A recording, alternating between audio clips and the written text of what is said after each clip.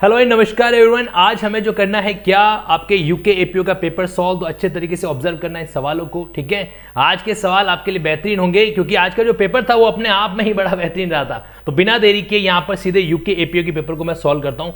देखिए, जनरली मैं बिना इस तरीके से प्रॉपर पैनल फाइल की क्लासेस नहीं लेता, लेकिन क्योंकि आज ये एग्जाम हुआ है और आज अगर आपके सामने आंसर आएंगे तो कहीं आपको उसका बेनिफिट ज़्यादा मिलेगा।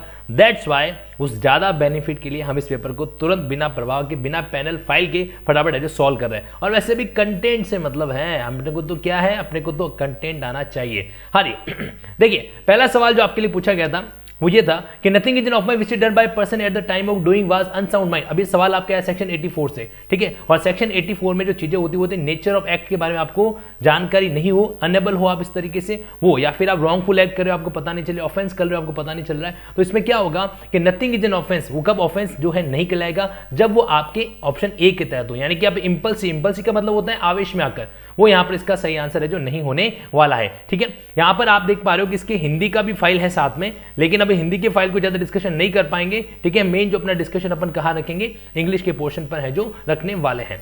यस, दूसरा सवाल यहाँ पर था कि ए थ्रेटन, ए ने क्या किया, धमकी दी वो पब्लिश से डिफेमेटरी लेबल, कि वो एक मानहानि का लेबल है जो पब्लिश करेगा।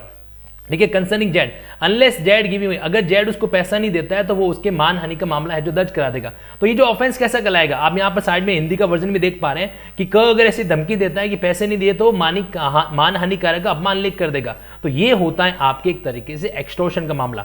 जब भी पैसे लूटे जाते हैं ना इस तरह से धमकी उनकी देके ब्लैकमेलिंग करके, तो वो आपके एक्सटॉर्शन का मैटर है जो कहलाता है, उद्यापन है जो कहलाएगा। ठीक, तीसरा सवाल यहाँ पर आपके सामने कि A instigate B to murder D, A ने बी को उकसाया क्या करने के लिए, मर्डर करने के लिए, और बी ने जाकर इस तरीके से क्या कर दिया, डी को जो है हमला कर दिया, स्टैप कर दिया, लेकिन डी जो है वो रिकवर हो गया, जिस पर हमला किया था वो बंदा रिकवर है जो हो गया है। यहाँ पर आप इसका हिंदी वर्जन देख सकते हैं कि क्या हुआ कि घ की हत्या करने के लिए ख उसको उकसाता है, और ख उकसाए जाने के बाद उसको मारने के लिए कोशिश करता है, लेकिन उसका घाव ठीक हो जाता है। तो अब जो भी हो, इफेक्ट जो भी आया हो, ए ने तो क्या किया, अबेटमेंट किया, यहाँ पर क्या किया है, अबेटमेंट है जो किया है। इस सवाल ने पूरा नहीं पूछा, अगर पूरा पूछा होता, कंप्लीट आंसर आते तो अबेटमेंट ऑफ मर्डर कहलाता, हत्या का है जो एक तरीके से आपके दुष्प्रेरण है जो कहलाता। ठीक है, यहाँ पर देखिए चौथा सवाल आप अच्छे से पढ़िएगा, A place man with firearms, A ने कुछ लोगों को क्या कर दिया कि कुछ बाहर खड़ा कर दिया जिनके हाथ में हथियार वगैरह थे, और क्या कहा उनको कि अगर जेड बाहर आता है तो उसको मार देना, उस पर शूट है जो कर देना। तो यहाँ पर ए ने एक्चुअली में क्या, सदोष परिरोध किया, रॉन्गफुल कन्फाइनमेंट का ऑफेंस है जो किया है ना। मतलब आप किसी के घर के बाहर खड़ा कर दे तो लोगों का होता है अगर वो बाहर आता है तो मार देना, तो चारों दीवारी के अंदर आप उसको कैद कर रहे हो। आप क्या कर रहे हो, चार दीवारी के अंदर कैद है जो कर रहे हो। हिंदी मीडियम के स्टूडेंट देख सकते हैं कि क को भवन के बाहर जो बंदूकधारी मनुष्य को बैठा देता है, इस तरीके से वो भवन के बाहर जाने का प्रयत्न करे तो गोली मारने का कह देता है। तो यहाँ पर उसने सदोष परिरोध जो है वो किया है। ठीक है, नाउ अब देखिए अगला सवाल क्या है हमारे पास में, पांचवा सवाल है कि राइटिंग यानी कि बलवा जब वो आर्म होता है डेडली वेपन से, तो जब भी आप राइटिंग करते हो डेडली वेपन के साथ में, खतरनाक आयुध के साथ में, तो वो मामला आपके 148 में चला जाता है। ठीक है, किसमें, 148 के अंदर चला जाएगा। नाउ सिक्स क्वेश्चन क्या है, for committing the criminal conspiracy, जो करने के लिए कम से कम कितने लोग चाहिए होते हैं, आपराधिक जो षड्यंत्र का अपराध उसके लिए कम से कम 2 लोग हैं जो चाहिए होते हैं, है ना। तो आपराधिक षड्यंत्र का 6 वाले केस में कम से कम कितने लोग चाहिए, 2% जो है वहां पर चाहिए। ठीक, अगला सवाल देखिए यहाँ पर 7 नंबर क्या है, what is not correct about self defence, self defence के बारे में क्या जो है करेक्ट नहीं है। ठीक, ये जो सेट आपके मैं सॉल्व कर रहा हूं ये सेट ए है, ध्यान रखना कौन सा सेट है, ये सेट ए जो है उसको हम सॉल्व यहां पर कर रहे हैं। तो कौन सा इसके अंदर जो है करेक्ट स्टेटमेंट नहीं है सेल्फ डिफेंस प्राइवेट डिफेंस के बारे में। ठीक है, पहला, nothing is an offence which is done in excess of right of private defence, जो भी आप प्राइवेट डिफेंस में करोगे वो ऑफेंस नहीं होगा, बिल्कुल सही है, यहाँ पर पहला स्टेटमेंट करेक्ट है। Right of private extend to causing death in case of defamation, नहीं, डिफेमेशन का मामला कभी नहीं आता है। अगर आप प्राइवेट डिफेंस में किसी व्यक्ति की मृत्यु कारित करना चाहते हो, डिफेमेशन आपको बहाना नहीं मिल सकता, रॉबरी हो सकता है ना। और जहां पर no right of private defence, there is a time to have recourse, जब आपको पब्लिक अथॉरिटी को एक्सेस कर सकते हो तो वहां पर आपके पास प्राइवेट डिफेंस का कोई अधिकार है जो नहीं रहता है। तो गलत आंसर आपके क्या होगा, B will be the wrong one, है ना। बी क्या होगा, मानहानि के लिए आपको किसी की मृत्यु कारित करने के प्राइवेट डिफेंस नहीं होता है। लाइफ इंप्रिजनमेंट का मतलब क्या होता है, तो लाइफ इंप्रिजनमेंट का मतलब होता है होल लाइफ, ध्यान रखना। लाइफ इंप्रिजनमेंट का मतलब क्या होता है, आजीवन कारावास का मतलब पूरे जीवन भर का कारावास है। 498 अगला सवाल क्वेश्चन नंबर 9 देखिए यहाँ पर 498 जो आईपीसी में किया था, इसका मेन पर्पस क्या था, इसका मेन पर्पस था कि भाई डॉवरी डेथ के मामलों को कम करना, ना कि चाइल्ड मैरिज, ना कि सेक्सुअल हरेसमेंट वगैरह, है ना। क्रुएल्टी का कहीं संबंध जो किससे होता है, डॉवरी से ज्यादा होता है, तो इसका ऑब्जेक्ट जो है कहीं आपके डॉवरी डेथ से है जो था। ठीक है, हालांकि कुछ एग्जामिनर जो है इसके अंदर कुछ स्पेसिफिकली क्रूअल्टी को करे तो नन ऑफ दीज आंसर दे सकते हैं, लेकिन मेरा जो ओपिनियन है, देखो अपना जो ओपिनियन अपन स्टैंडर्ड अपने तरीके से बातचीत कर रहे हैं, हो सकता है कुछ पर्टिकुलर लॉ एक्सपर्ट की राय इसके अंदर अलग हो, तो ये बात आता है डॉवरी डेथ का आंसर बी जेड सही रहेगा। देखिए, under which section of IPC act done in presence of judgement और order of the court is not an offence. अगर आप कोई भी जजमेंट नहीं, कोर्ट के आदेश के तहत कुछ भी चीज करते हो तो ऑफेंस नहीं होता। सेक्शन आपके 78 है ना, 77 में जज को प्रिवेंशन मिलता है, जज को प्रोटेक्शन मिलता है, 78 में जज के एक्ट से काम करने वाले बंदे को जो एक्सेप्शन में कवर करते हैं और उसको बेनिफिट है जो दिया जाता है। ठीक है, नाउ 11th क्वेश्चन देखिए, अगर आप वॉलंटरी क्या करते हो, एसिड थ्रो करते हो, है ना, या उसका थ्रो करने का प्रयास करते हो, तो जिन ऑफेंस पनिशेबल अंडर सेक्शन, अब यहाँ पर 326A और 326B में लोगों को कंफ्यूजन हुआ होगा, ध्यान रखना एसिड फेंकना या फेंकने का प्रयास करना 326B में आता है, और उसके कारण अगर कोई हमला होता है तो 326A के अंदर मैटर है जो कवर होगा। तो यहाँ पर आंसर जो आपका वो है बी रहेगा। एक सर्जन जो है गुड फेथ में पेशेंट को बता देता है क्या कि वो जिंदा नहीं रह सकता, कैन नॉट अलाइव, और पेशेंट जो है ये सुनकर मर जाता है, तो यहाँ पर जो ए है, जो सर्जन है, वो पहली बात है लायबल तो नहीं होगा, ऑब्वियसली बात है नॉट गिल्टी। क्यों? क्योंकि उसने जो कुछ भी कहा है उस पर्सन के बेनिफिट के लिए कहा, यानी कि ऑप्शन बी जो इसका सही यहाँ पर रहेगा। ठीक है, तीसरा ऑप्शन है कि 2013 का जो क्रिमिनल अमेंडमेंट एक्ट हुआ था, इसने प्राइवेट डिफेंस के अंदर कौन सा एक नया क्लॉज है जो जोड़ा है। तो इसके आप देखोगे सेक्शन 100 के अंदर आप क्या कर सकते हो, अपने बॉडी की प्राइवेट डिफेंस करते समय सामने वाले व्यक्ति की मृत्यु कर सकते हो, उसमें एसिड अटैक केसेस नहीं जोड़ेंगे। एसिड अटैक केसेस जो थे वो नया जोड़ा गया क्लॉज सेक्शन 100 के अंदर। ठीक, अगला सवाल देखिए यहाँ पर हिंदी मीडियम के स्टूडेंट मेन कॉन्सेप्ट को सुनते हुए चलो। आप देखो आपके लिए मेन जरूरी जो है वो कॉन्सेप्ट है। यहाँ पर पुलिस एक्ट के सवालों को मैं सॉल्व नहीं करने वाला हूँ, मैं सिर्फ सीआरपीसी, आईपीसी और एविडेंस एक्ट के सवालों को सॉल्व करूंगा जो कि आपके judicial exam point of view से रिलेवेंट होंगे। Now which of the following provision Indian evidence act जो है which when fact not otherwise relevant, जब कोई तथ्य अन्यथा रिलेवेंट नहीं होते फिर वो रिलेवेंट हो जाता है, इसको प्ली ऑफ एलिबी बोलते हैं। क्या बोलते हैं? सेक्शन 11 के अंदर प्ली ऑफ एलिबी का मामला है जो आपके सामने आएगा। ठीक, by whom dying declaration should be recorded. अब देखो ये सवाल थोड़ा सा गड़बड़ है, ये सवाल गड़बड़ इसलिए है क्योंकि डाइंग डिक्लेरेशन कोई भी पर्सन रिकॉर्ड कर सकता है, कोई भी पर्सन जो है रिकॉर्ड कर सकता है, तो प्रोबेबली ये सवाल जो है आपका डिलीट हो जाएगा। लेकिन यहां पर जैसे शुड बी का इंटरप्रिटेशन करें कि भाई आइडियल तरीका क्या होता है, तो एक आइडियल डाइंग डिक्लेरेशन वो होती है जो मजिस्ट्रेट के सामने रिकॉर्ड की जाए। तो या तो ये सवाल डिलीट होगा या फिर इसका आंसर जो आपको बी जबरदस्ती दिया जाएगा, लेकिन ऑब्वियसली बात ये ऑब्जेक्शन में जाएगा ही जाएगा, ये सवाल अपने आप में ऑब्जेक्शन में जाने वाला है। Now Bapu versus state of Maharashtra, ये जो बापू वर्सेस स्टेट ऑफ महाराष्ट्र का केस है वो आपके कौन से मैटर में डील करता है? तो ये जो बापू वर्सेस स्टेट महाराष्ट्र वाला जो मामला आया था ये एक्चुअली डाइंग डिक्लेरेशन के मैटर को डील करता है। किसको? डाइंग डिक्लेरेशन को। ठीक है, तो according to me the opinion option will be Bapu in state of Maharashtra case में dying declaration is relevant in both civil and criminal cases, है ना। तो यहाँ पर जो प्रोबेबल आंसर होगा वो ए होगा। अगर आपको लगता है कि नहीं सर यहाँ पर ये आंसर नहीं है, दूसरा आंसर है, तो आप इस वीडियो के कमेंट्स बॉक्स में अपना लॉजिकल आंसर जरूर दीजिएगा। ठीक है, अगर आपको 1% भी ऐसा किसी भी सवाल के अंदर लगता है तो आप अपना जो बकायदा आंसर ये भी बताना कि सर ये आंसर इसका ये हो सकता है और इसके पीछे ये लॉजिक है, एक लॉयर वाला कमेंट्स आप रिप्लाई कीजिएगा। हाँ जी, देखिए now what question can not be asked in examination chief, जो आपकी मुख्य परीक्षा होती है उसमें लीडिंग सवाल नहीं पूछे जा सकते, उसमें लीडिंग सवाल जो है नहीं पूछे जा सकते। ऑप्शन डी जो है यहाँ पर आपका करेक्ट रहने वाला है। देखो मैं ज्यादा डिटेल में नहीं जा रहा हूँ इस पेपर को सॉल्व कराने से, मैं सिर्फ इतना चाहता हूँ कि आप इस पेपर के जो बेसिक ऑब्जर्वेशन को अच्छे से समझें।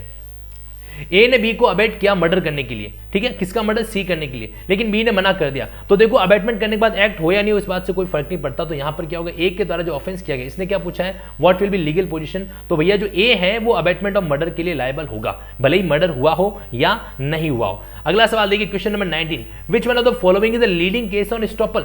तो अभी जो आपके लीडिंग केस का जो मामला होता है इसके अंदर लीडिंग केस कौन सा हो सकता है? तो कैलाश चंद्र, शरद चंद्र एसटी करें, यहां पर मैं अपना ओपिनियन जो है वो रिजर्व रखूंगा। ठीक है, क्योंकि इसके बारे में कुछ मामलों को लेकर मुझे थोड़ा सा हल्का सा जो है डायलिमा है, इसलिए इसका आंसर आपको अलग से कमेंट के अंदर मैं देने वाला हूं। ठीक, this will be the pending one. Right, now question number 20, according to which section of Indian evidence act content of electronic records can be prove. तो देखो इलेक्ट्रॉनिक रिकॉर्ड्स को प्रूव करने के लिए आप 65B का सहायता लोगे। क्या लोगे? 65B का जो सेक्शन है वो आपके इलेक्ट्रॉनिक रिकॉर्ड्स को प्रूव करता है। 65A तो सिर्फ रेफर करता है। आंसर यहाँ पर क्या होगा? सी जो इसका सही आंसर है जो होगा। When an injured person is unable to speak, अगर कोई जो घायल व्यक्ति बोलने में समर्थ नहीं है तो वो इशारों से अपनी बात डाइंग डिक्लेरेशन है जो दे सकता है। ये बात आई थी क्वीन वर्सेस अब्दुल्ला के मामले में। किसमें? क्वीन वर्सेस अब्दुल्ला के मैटर में आया था। ठीक, अगला सवाल है, under which section of Indian evidence act DNA test is admission. तो देखो डीएनए की जो टेस्टिंग होती है वो एक तरह से एक्सपर्ट एविडेंस होता है, तो सेक्शन 45 यहां पर आपके सही आंसर है जो होगा। ठीक है, अब इनमें से कौन से केस के अंदर सेक्शन 27 जो है आपका इंडियन एविडेंस एक्ट का, इसकी संवैधानिकता को ये चैलेंज किया गया था कि आर्टिकल 23 के तहत ये वायलेशन में है। केस में डिसाइड किया गया कि वॉल्यूशन नहीं होगा। तो ये मामला था आपके नंदिनी सतपति का। कौन सा मामला था? नंदिनी सतपति वर्सेस पीएल धानी का मामला था, इंडियन एविडेंस एक्ट की धारा 27 से जुड़ा हुआ। नाउ चॉइस वाला सवाल क्या है? इंडियन एविडेंस एक्ट में फोटोग्राफ इज ए बिल्डिंग, जो बिल्डिंग का फोटोग्राफ होता है वो सेकेंडरी एविडेंस होता है, क्योंकि वो एक तरीके से मैकेनिकल प्रोसेस से बनता है। सेकेंडरी एविडेंस यहां पर इसका सही आंसर है जो रहेगा। पलविंदर कौर का जो मामला था, पलविंदर कौर का मामला जुड़ा हुआ है कन्फेशन से। किससे कनेक्टेड है? पलविंदर कौर का मैटर किससे कनेक्टेड होगा? कन्फेशन से है, जुड़ा हुआ है। देखो इसमें जजमेंट बेस्ड बहुत सारे सवाल आपके पूछे गए थे। एविडेंस लॉ के तो कई सारे जजमेंट इन्होंने दबा दबा कर पूछे हैं, ठीक है। Which of the following section Indian evidence act provide for admissibility of secondary evidence? Section 65। जो आपके सेकेंडरी एविडेंस है, द्वितीयक साक्ष्य है, वो आपके धारा 65 के अंदर क्या होते हैं? एडमिशन है जो होते हैं। नाउ 27 क्या? विच of the following is not a public document? इनमें से कौन सा जो है पब्लिक डॉक्यूमेंट नहीं होगा? तो यहां पर आंसर जो है आपका पोस्टमार्टम रिपोर्ट होगा, ठीक है।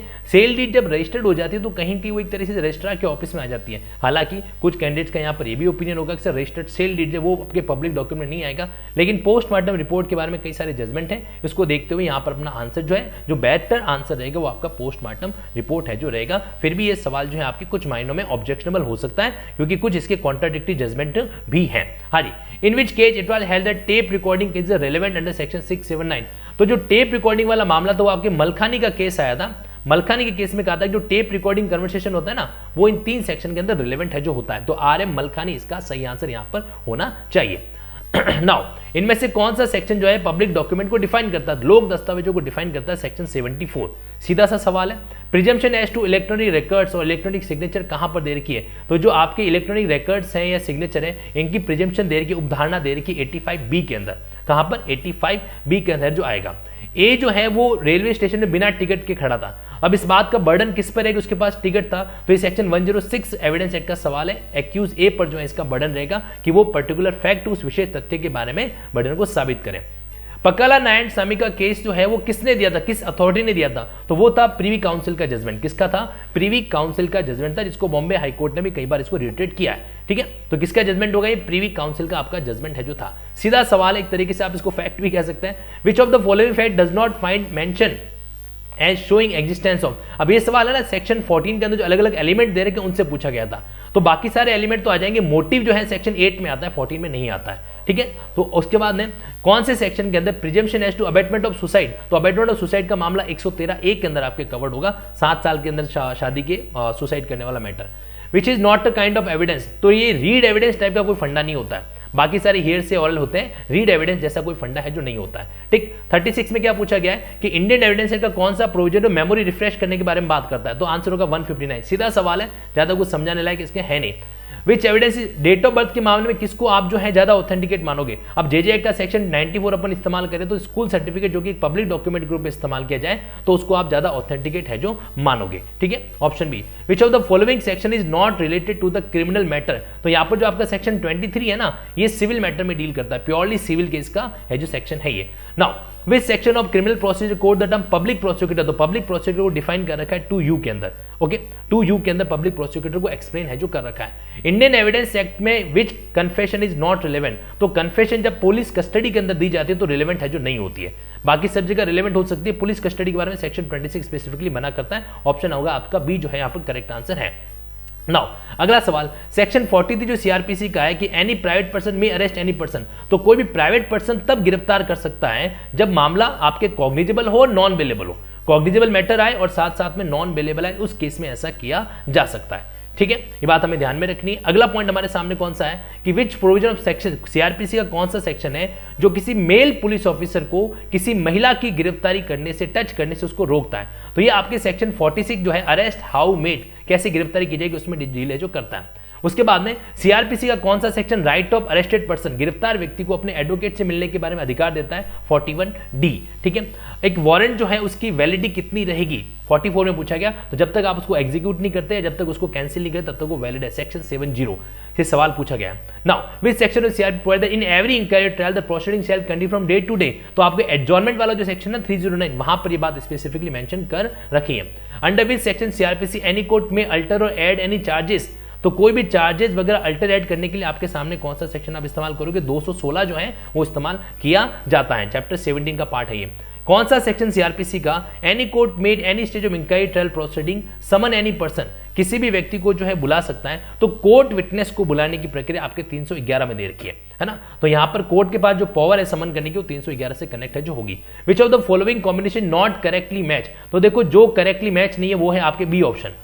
एक्चुअली रिकॉलिंग विटनेस आपके 217 में आता है, बाकी सब आपके एकदम करेक्ट है। ऑप्शन बी यहां पर जो आपके सही आंसर होगा, ठीक है। 9(2) अब सीआरपीसी क्या प्रोवाइड करता है, 9(2) कहता है कि सेशन कोर्ट का जो प्रिजाइडिंग ऑफिसर होता है ना, every court of session shall be presided by जज जिसको अपॉइंट करेगा हाई कोर्ट। ये बात आपको सेक्शन 9(2) के अंदर मेंशन है जो कर रखी है, तो इसका जो आंसर होगा वो आपके 49 का बी होगा, ठीक। Now public prosecutor under section 24 of CrPC represent, किसको रिप्रेजेंट करता है, तो वो रिप्रेजेंट करता है स्टेट को, है ना। लोक अभियोजक राज्य को रिप्रेजेंट करता है। कस्टडी और अरेस्ट, देखो कस्टडी और अरेस्ट ये अपने आप में अलग अलग एस्पेक्ट है, दोनों अलग अलग चीजें, और मेरे अकॉर्डिंग सी जो है वो एप्रोप्रिएट आंसर यहां पर होना चाहिए कि different in respect of procedure, पहले अरेस्ट किया जाता है उसके बाद कस्टडी को डिसाइड किया जाता है, ठीक है। तो C will be the correct answer in my opinion.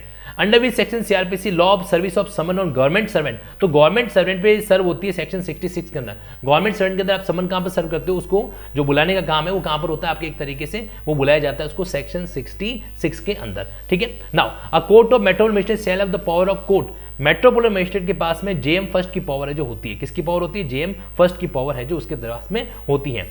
An offence summary trial किया जा सकता है अगर उसकी पनिशमेंट 2 साल से ज्यादा की नहीं हो। ये 260 सेक्शन में से आपसे सवाल पूछा गया, आंसर क्या होगा, सी यहां पर करेक्ट आंसर होगा। विच of the following section of CrPC victim compassion scheme, तो ये विक्टिम कंपेशन स्कीम या पीड़ित प्रतिकर वाला अधिनियम 357(a) के अंदर मेंशन है जो कर रखा है, वो among the following empowered to exercise power of revision, इनमें से कौन रिवीजन करता है, तो सेशन कोर्ट और हाई कोर्ट, ये दोनों रिवीजन है जो कर सकते हैं सीआरपीसी के अंदर, ठीक है। 439 जो है वो आपके हाई कोर्ट और सेशन कोर्ट की स्पेशल पावर है बेल के संबंध में, answer A will be correct है, ठीक है। Which of the following CrPC provide that where any person is sentence to death, जब भी किसी को डेथ सेंटेंस दी जाती है तो उसको गले से फांसी पर लटकाया जाता है। 354(5) जो है वो इस बारे में डील है जो करता है। 5वां क्लॉज इस बारे में आंसर आपको बताएगा। देखो अगर आप माफी मांगोगे तो आपको माफ कर दिया जाएगा, डिस्चार्ज कर दिया जाएगा, 348 के अंदर आता है। कोर्ट के जो कंटेम्प्ट मामलों की स्पेशल प्रोसीडिंग है वहां पर मैटर आपकी डील करता है, ठीक है। 348 विच of the following provision deals with the appeal from 446, ये जो फोरफीचर वाला मामला होता है उसमें अपील होती है 449 के अंदर, कहां पर 449, सीधा सेक्शन बेस्ड सवाल है जो यहां पर पूछा गया था।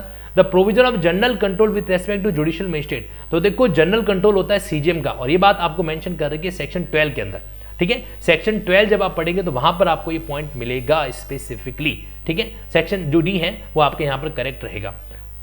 नाउ आगे बढ़ते हैं यहाँ पर, ए इज एक्यूज ऑफ थेफ्ट, ए ने एक जगह पर थेफ्ट किया दूसरी जगह ग्रीवियस हर्ट किया, तो ये तो एग्जांपल सीधा आपके 218 का एग्जांपल ही डायरेक्टली पूछ लिया गया है। ऑप्शन ए है उसको सेपरेटली है जो चार्ज है जो किया जाएगा। ग्रीवियस हर्ट घोर उपत्ति अलग होता है, चोरी अलग होता है, तो यहाँ पर आपको दोनों में जो अलग अलग चार्ज किया जाएगा।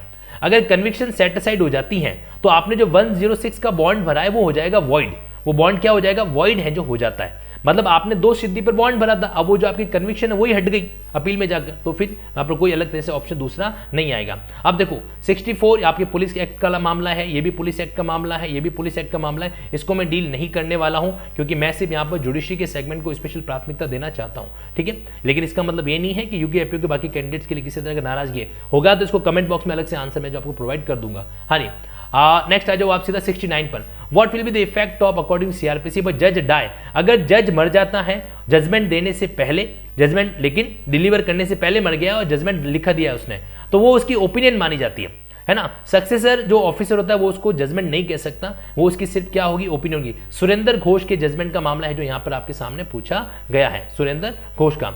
उत्तराखंड पुलिस एक्ट के इन सवालों को मैं यहाँ पर स्किप कर रहा हूँ, आपको सीधा यहाँ पर आना है किसके अंदर, आप आ जाओ 77 के अंदर। एक पुलिस ऑफिसर है थाने का जो भार साधक अधिकारी होता है, 77 को डील करना है अपन, भार अधिकारी होता है जिसको इन्फॉर्मेशन मिली है तो इन्वेस्टिगेशन कॉग्निजेबल ऑफेंस में कर सकता है ना, मजिस्ट्रेट के ऑर्डर के बिना इन्वेस्टिगेशन वो संज्ञेय अपराधों के अंदर है जो कर सकता है, ठीक है। Now Uttarakhand state police complaint authority, ये भी आपके उसका सवाल है, 79 को भी स्किप करेंगे अपन यहाँ पर। हाँ जी, आईपीसी के सवालों पर आ जाओ, सेक्शन 80, सॉरी क्वेश्चन नंबर 80। कौन सा एक सेक्शन ही कहता है कि जो एक्सीडेंटल एक्ट हुआ है वो आपके ऑफेंस में नहीं आता है, तो सेक्शन 80 कहता है, अगर आपने ड्यू केयर वहां पर रखी है। है ना। कितने तरह की हर्ट्स होती है 81 के अंदर, तो 8 तरह की अलग अलग उपपत्ति जो होती है उसको घोर उपपत्ति है जो कहते हैं। सेक्शन 92 का ऑफेंस का जो ऑब्जेक्ट है वो क्या है कि जो डॉक्टर्स और मेडिकल प्रैक्टिशनर है उनको एक तरीके से प्रोटेक्शन देना, उनको एक तरीके से आप समझ लो सुरक्षा देना। Sometime a person himself does not commit an offence, कभी कभार कोई इंसान खुद ऑफेंस नहीं करता, दूसरों की मदद करता है, तो ये एक तरह का अबेटमेंट होता है, एक तरह का दुष्प्रेरण है जो होता है। एक पुलिस ऑफिसर टॉर्चर कर रहा है जेड को ताकि वो क्या दे सके, कन्फेशन है जो दे सके, तो ये मामला आपके 330 के अंदर कवर्ड होगा, स्पष्ट लिखा हुआ है। इसका एग्जांपल ही डायरेक्ट आपको पूछा गया है यहाँ पर, है ना। टॉर्चर करने के लिए आप उसको टॉर्चर करते हो ताकि वो संस्वीकृति है जो दे सके। A makes an attempt to pick the pocket of Z, उसने पॉकेट में से उसको जो पर्स है वो निकालने की कोशिश की, लेकिन पर्स में कुछ नहीं था, वो फेल हो गया, तो ये अटेम्प्ट होता है 511, एक तरह का रेजिडुअल अटेम्प्ट है जो कहा जाएगा। ए ने क्या कर दिया, जेड की वैल्यूएबल सिक्योरिटी जो उसको जला दिया और उसको रॉन्गफुल लॉस कर दिया, तो उसने रिश्तिक कारित की है, मिसचिफ है जो कमिट यहां पर किया है। Option B will be the correct answer.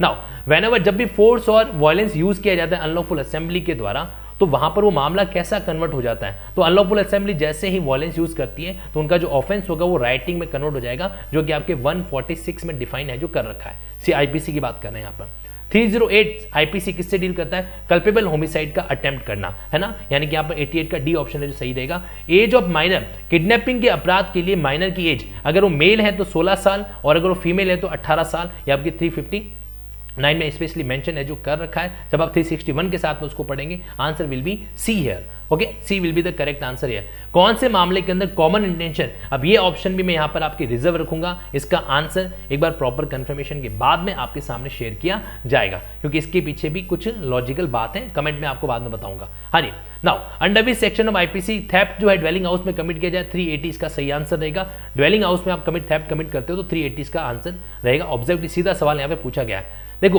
376 ए में क्या सजा दी जा सकती है, हालांकि सजा जनरली याद करना मुश्किल होता है, तो रिपीट ऑफेंडर जो होता है, रिपीटेड रेप के अंदर डी ऑप्शन यहाँ पर करेक्ट होगा, लाइफ इंप्रिजनमेंट या डेथ की पनिशमेंट है जो दी जा सकती है। अब ये सवाल बड़ा इंटरेस्टिंग था, 93 वाला बड़ा इंटरेस्टिंग सा सवाल है। इनफैक्ट मैं तो खुद एक्साइटेड हूँ इसके आंसर की को देखने के लिए कि 93 का उन्होंने जवाब यहाँ पर क्या दिया है कि ऐसा कौन सा ऑफेंस है जहाँ पर चारों तरह की इंजरी हो सकती है, चारों तरह की इंजरी है हो सकती है। तो देखो ट्रेसपास में नहीं होती, डेकोटी में नहीं होती, है ना।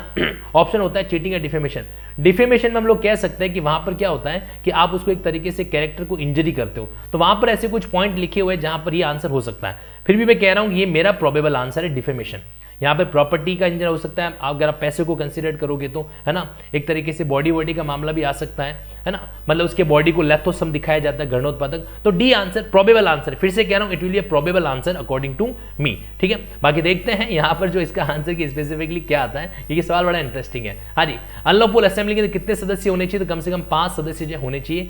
रॉबरी जब कमिट की जाए 5 या 5 से ज्यादा लोगों के द्वारा, तब वो डेकोटी है जो बन जाती है। तो रॉबरी डेकोटी कब बनती है, जब वहां पर 5 और मोर पर्सन हो, बी आंसर है।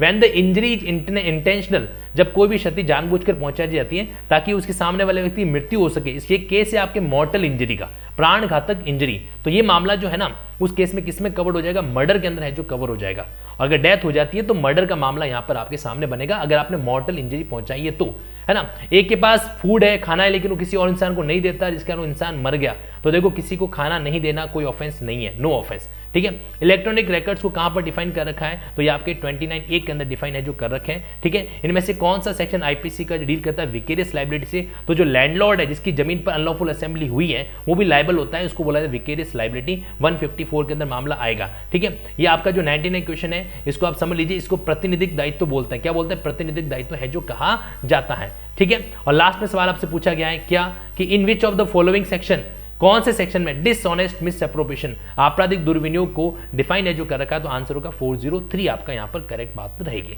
ठीक है, डिसऑनेस्ट अप्रोप्रिएशन। तो ये था सारे आपके सवाल, ठीक है। मैं उम्मीद करता हूं कि आपने यहाँ पर इस चीज़ों को अच्छे से ऑब्जर्व किया होगा। अगर आपका कोई भी स्पेसिफिक कमेंट है तो आप कमेंट बॉक्स में दे सकते हो, डिग्निटी को मेंटेन करना है, हमें ध्यान रखना है, ठीक है। यहाँ पर आपके सामने बातें और बता दूँ, मैं अपना लिंकिंग जो बैच चलता है, जुडिशियल लिंकिंग बैच जो है कंटिन्यू चल रहा है, जहाँ पर हम लोग लिंकिंग स्टाइल से चीज़ों को डील करता है, राइट। आप यहाँ पर जो अपना लिंकिंग लॉ का टेलीग्राम चैनल बना हुआ है उसको जरूर ज्वाइन करके रखें, वहाँ पर कई सारी चीज़ें मैं शेयर करता रहता हूँ, इनफैक्ट क्लास PDF, क्लास का टाइमिंग वगैरह जो कुछ भी है, आप उस टेलीग्राम चैनल को ज्वाइन कर सकते हैं। और आपको प्लस कोड ज्वाइन करने के कई सारे बेनिफिट बेनिफिट जो है स्पेसिफिकली मिलने वाला है। लाइव क्लासेस है, वीकली टेस्ट होता है, स्टडी प्लानिंग कर सकते हो, अनलिमिटेड आपको एक्सेस मिलता है जब तक आपकी वैलिडिटी है, और जितने भी तरह के कोर्सेज है सबको एक्सेस मिलेगा। अगर आप मुझसे इस बात को डील करना चाहते हो जुडिशरी के सेगमेंट को, तो आप लिंकिंग 10 इस कोड का इस्तेमाल करना, ये अपनी एक तरीके से आपको 10% डिस्काउंट तो देगा ही देगा, साथ में लिंकिंग लॉ से स्पेशल कनेक्शन में जुड़ेगा। EMI के ऑप्शन आपके पास ये उपलब्ध है जिनका आप इस्तेमाल करके 1 रुपया भी एक्स्ट्रा पे किए बिना आप जो है पोस्टपोन कर सकते हो और कम